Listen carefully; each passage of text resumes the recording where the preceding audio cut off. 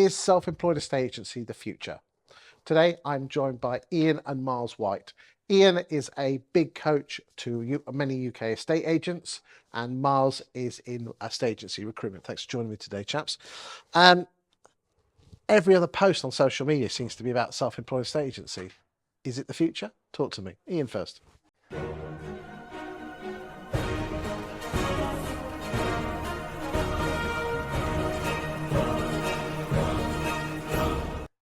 I don't know whether it's the future. It's definitely here to stay.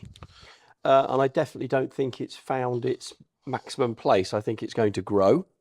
If I was a betting person, I think it will surpass at some point, possibly long after I'm in my grave, but I think it'll be the norm rather than the exception.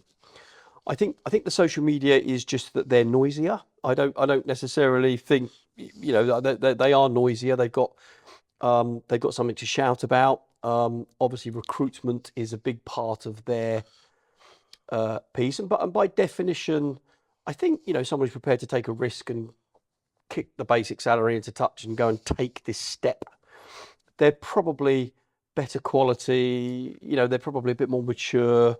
They're probably less camera shy, less corporate. So there's some really good people starting to emerge from the self-employed space. And aren't you recruiting people for self-employed models? Yeah, we work with a handful of sort of localised self-employed models. We work with high street estate agencies that are building a self-employed arm. You see, that's it. That it's interesting because you think there is a certain model out there with 3 letters whose name shall remain nameless, who seem to be just recruiting people. Are there other models that don't use that sort of model but get you guys in? And then secondly, I'm interested about the high street agents that are bringing on self-employed. Yes, there are. Yes, there are those models that are looking to recruit. But they don't shout about it like EXP. No, not quite. It's more of a as and when they find the right thing. I think there is a slight nervousness to these agencies looking to build that arm into their ammunition, because I think it's so important to get the first one right. Because if you don't get that first self-employed person right under your high street agency brand, it can lead a long-term effect, almost like when we was talking about the bad estate agents that are hard to recruit for because of culture and word of mouth, and no one wants to work for them. If you don't get that first story right, that storytelling of the first successful self-employed agent, it's a hard sell down the line. And the candidates that are approaching you, are they applying for a normal traditional job and then you're saying, do you realise there's a self-employed role here? Or are they just coming to you saying, I want to go self-employed? They're mainly going direct because it's self-employed. I think if they're coming to you saying, I want to go self-employed directly for the self-employed model, yes. They're not going through employed roles and then I'm suggesting them. It's a lot harder to sell someone who's chasing for the salary and security to then convince them to go. See, that intrigues me that a recruitment agent is recruiting for self-employed models. I'd have thought they would all gone through these, sponsorship models, whatever they're doing. That does surprise me. Why do you think that is? I suppose we're the specialists, aren't we? I think the quality in self-employed is typically better because you have to be in order to survive, last, and put bread on the table at the end of the day. So I think us as recruiters are able to pick out that talent and that specialist and open up their eyes that they may not have seen in the self-employed world to an opportunity where they can earn more passive income without having the tie to the 9 to 6 Monday to Friday work hour commitment. Myles, what's your opinion on, the way you look at someone, you think they're going to do well on self-employed? What sort of skills and attributes do they have? More attributes, mindset. I was going to say, I think mindset's probably the perfect word. I think it's about, do they believe in themselves? Do they come with a good track record in listings, valuations? Obviously, that's a given. If you're no good at that, then what's the point? But yeah, I think mindset and attitude towards it is the biggest thing. You've got to truly believe in yourself and put in your life, heart and soul into it, certainly in the early period, in order to get yourself up and running. Once you've built that image, that name and local expert, as we like to call it, image for yourself, then it sort of naturally rolls and snowballs from there. Iain, I want to come back to a previous point I spoke to Myles about traditional high street agents. adding on self-employed models on the peripheries. What experience do you have of that? Lots, as I'm sure you know. So yeah, I've helped a large number of estate agents add in a couple of occasions, convert completely from the sales side of the business, going from the listing side, but going fully self-employed, to those that want to have a layer as a succession plan and a retention plan, because they were often losing their top star to a self-employed model, and it was a bit of a six-pointer in terms of football terms because they suddenly were a competitor. So, but as Miles says, there's nervousness around it because one, you're risking your model, you're risking your existing way of doing things, which for a lot of these companies has been very successful and very fruitful for them.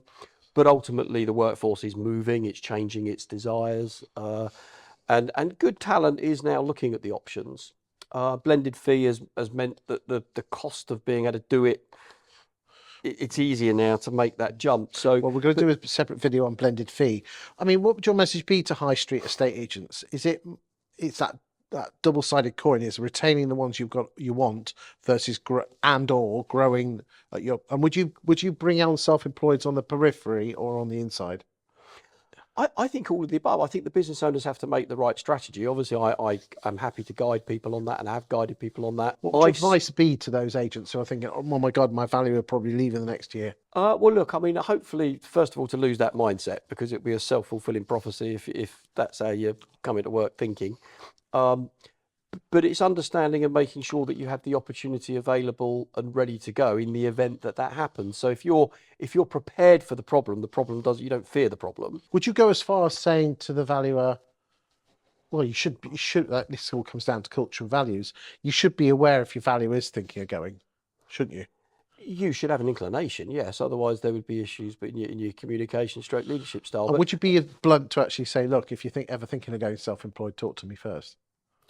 I would definitely be, if I was back in my old place, I would be building a self-employed opportunity in areas that either where I had very small offices and would probably close them, or in areas that I might have been thinking of opening, but now I might use self-employed people to open up a territory. And would I be saying to my existing staff, this is what I'm planning to do, but if this is of interest to you, flag it up now?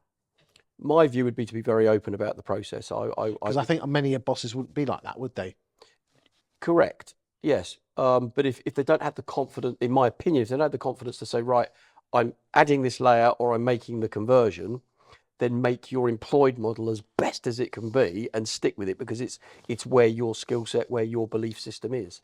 But if you do believe in the self-employed model and you do feel that you need to have this layer, then you should do it with all purpose and all confidence. And you have to take the risks. So really what you're saying in all of this, both of you, is make your decisions, communicate well with your staff, prepare for it if you need to just have almost something in the backpack in case you need to do it. And also there are what am I trying to say? There are some people out there that have gone full self-employed, and if someone has got any wants any advice, can they pick the phone up to you? Yeah. You know what I mean? Yeah, absolutely. Either of us would be happy to help on that. Certainly Miles on recruitment, me on the strategy. And I'm doing it, virtually every day, speaking to and helping businesses to have that shall we, shan't we, should we, shouldn't we, and in which format. But it does depend on the owner. There isn't my way of doing it, because that would be wrong. There is understanding where the business is and where the owner sits, and then guiding them based on their values and what their concerns are, what their business needs are. I think there's one thing I noticed when speaking to candidates looking into the self-employed model is definitely about the support that they receive for going. Because it's a difference. You're not the boss anymore. You're their coach, aren't you? Yeah. So if it's under a complete self-employed brand or under the high street branch, you need to get your pros and cons very clear. Obviously, especially your pros to what you're going to offer them in terms of support. So are they literally on their own? And if so, what cut of commission are they getting for that, and is it worthwhile? Or are they getting negotiators to potentially do some viewings to help them out? Are they getting some sales progression tools? What AI, CRM system support are they getting online, etc.? What portals do they have access to? Marketing material, what else do they get? Those are the biggest things that I'm getting asked from candidates looking to go self-employed. Well, ladies and gentlemen, you've heard it here first. At the end of the day, Miles has been telling you what candidates are thinking. And again, if your candidate's thinking of moving, they're going to be talking to these sort of guys. So do check that out. And again, if you are a boss of an estate agency and you're thinking, I'm not sure, should I give Iain a call? I genuinely don't believe there's anyone else better in the UK who's dealing with this on a day-to-day basis. So do check him out. Thank you for your time today, chaps. Cheers. Thank you.